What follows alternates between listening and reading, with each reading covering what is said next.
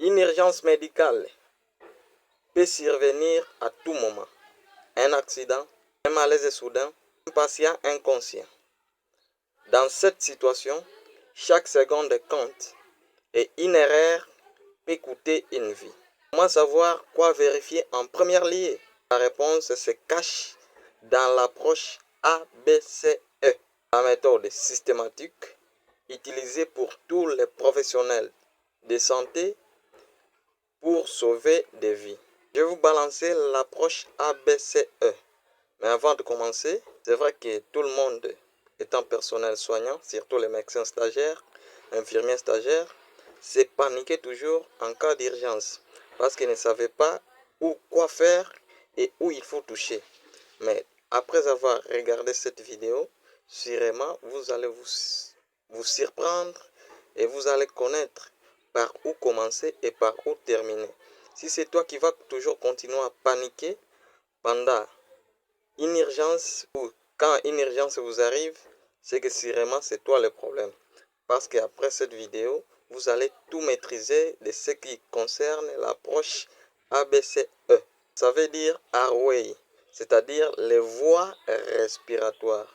Donc, il est question de s'assurer que les patients peuvent respirer librement et que ces voies aériennes sont dégagées. C'est-à-dire qu'il n'y a pas de blocage au niveau des voies aériennes. B, c'est breathing, ce qui veut dire la respiration. Il est question de vérifier la fréquence respiratoire. Vous le connaissez, c'est de 16 à 20 cycles par minute. Il est question de vérifier la profondeur et l'efficacité de la respiration. C'est-à-dire dans ces cas, vous pouvez toujours voir et revoir votre malade en prélevant la fréquence respiratoire. C, ça veut dire circulation in English, qui veut dire la circulation. Il est question de vérifier la tension artérielle, la fréquence cardiaque, le pouls et contrôler les hémorragies majeures. D qui veut dire disability, ça veut dire état neurologique. Il est question de voir les déficits. Évaluer les niveaux de conscience à travers l'échelle de Glasgow qui se compte sur 15. Le score est compté sur 15. Les réflexes pupillaires et tout déficit neurologique.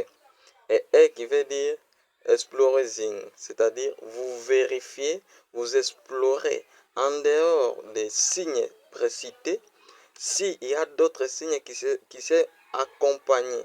Donc certains signes qui se cachent à l'intérieur. Donc tu as le droit d'examiner les patients entièrement.